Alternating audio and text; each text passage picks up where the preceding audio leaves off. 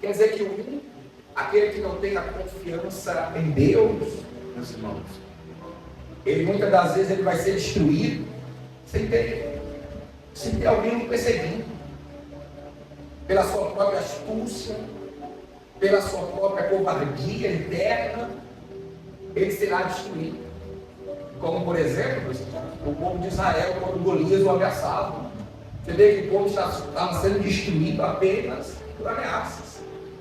O povo estava lá se acovardando, sem ter ninguém os perseguindo, sem ter ninguém lutando com eles estavam sendo destruídos apenas por ameaça.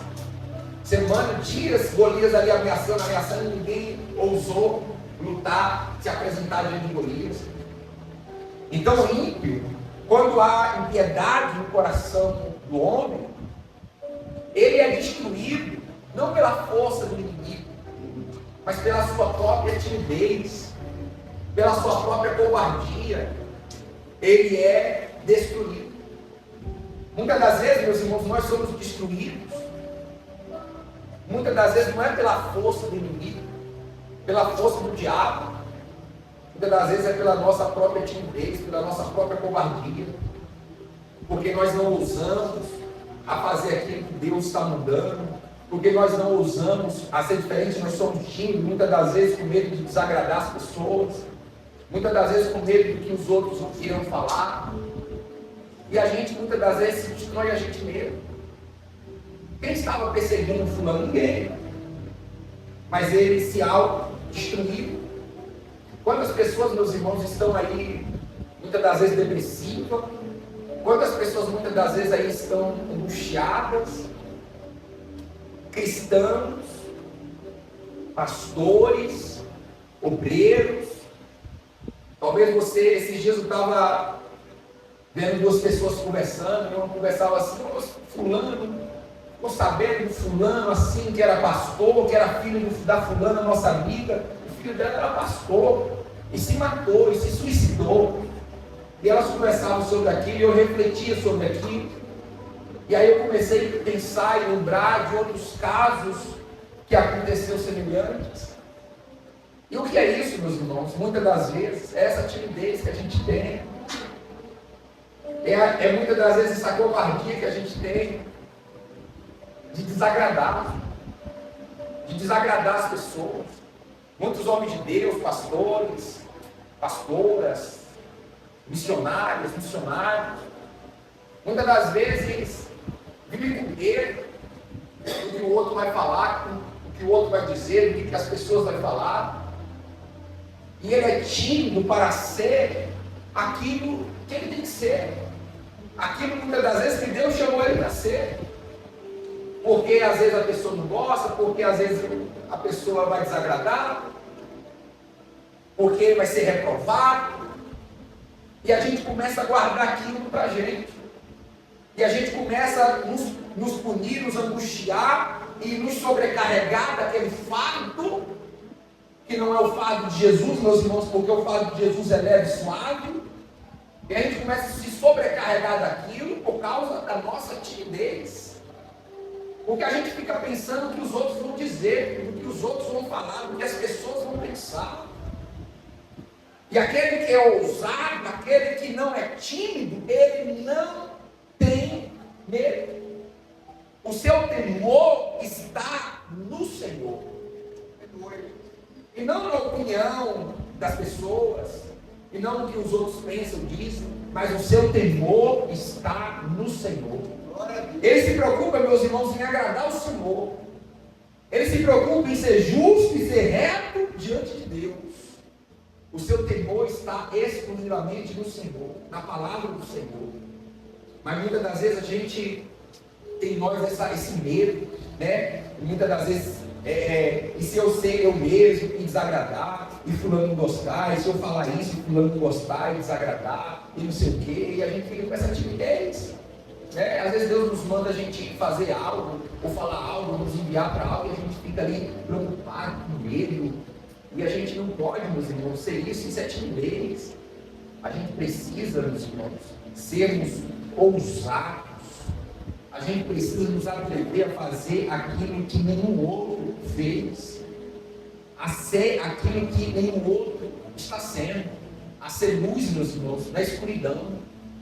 Imagina só, tudo escuro, e uma luz começa a brilhar, aí todo mundo começa a olhar para aquela luz começa a chamar a atenção. O tímido, ele nunca vai fazer isso, porque ele não quer ser visto, ele quer se esconder, ele não quer que ninguém o note, mas a gente não pode ter esse medo. Deixa que te note, deixa que te veja, deixa que te critique. Por que muitas das vezes a gente não quer ser visto? Porque a gente tem medo das críticas. A gente tem medo das pessoas aprovar ou reprovar a gente, do que vão falar da gente. O que o outro lá está falando de mim, o que o outro está falando. Isso aí, meus irmãos, a gente não pode ter em nós esse medo, essa preocupação.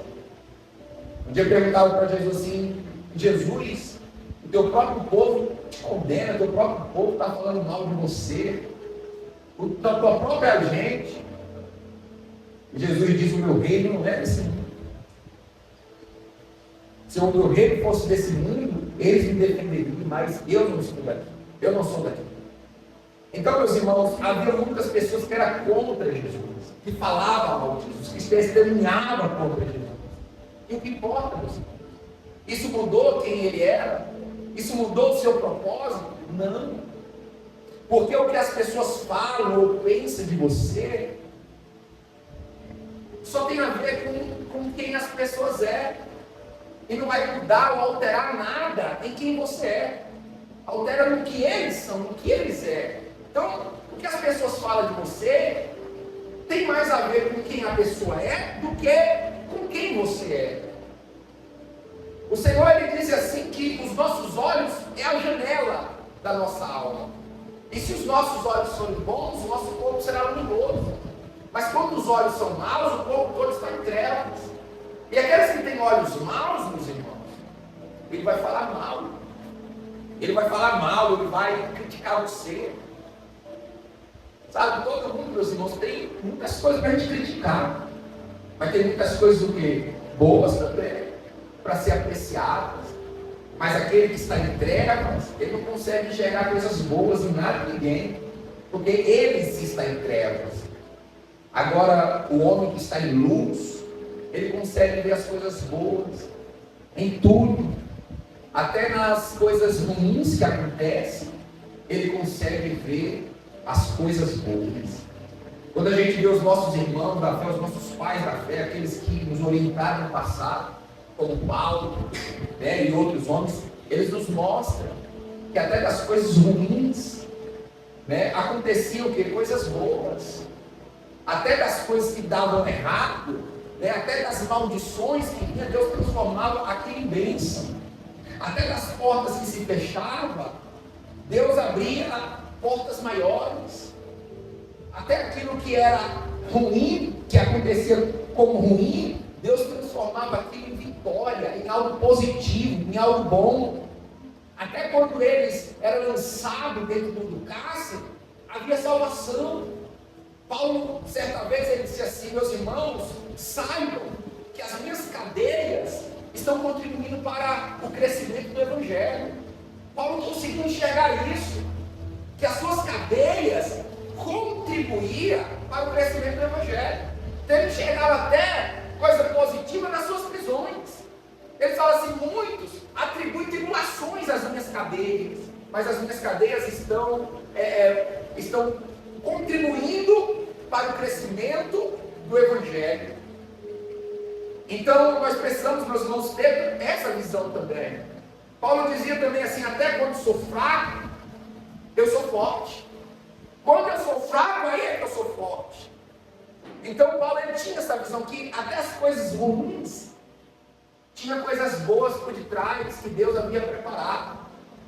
Quando a gente está em luz, quando a nossa vida, a nossa alma está em luz, nós conseguimos, meus irmãos, enxergar coisas boas até das coisas ruins, e coisas boas, meus irmãos, até das pessoas que a gente poderia considerar como pessoas ruins. Nós consideramos coisas boas, é ter os olhos bons, é ter, meus irmãos, os olhos bons como janela da alma, para que todo o nosso corpo esteja luminoso, esteja brilhando com a luz de Deus.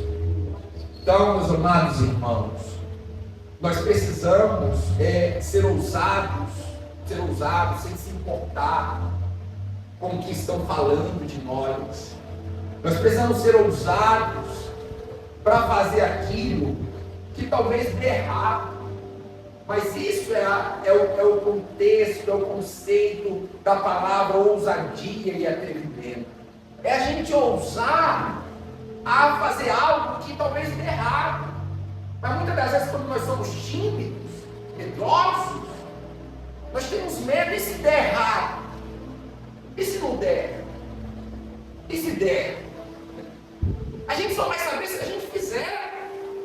Então, ser ousado é como Pedro. Pedro disse: Senhor, se és tu, manda-me ter contigo andando sobre as águas. Pedro pediu algo improvável, algo impensável, algo impossível, algo que poderia dar errado. Mas e se der certo? E deu certo, porque ele foi ousado, ele foi atrevido. E por que essa palavra ousado? Porque nenhum outro teve coragem, nenhum outro fez isso. Então ele ousou fazer algo. Então, essa palavra ousadia é quando você faz algo que nenhum outro faz.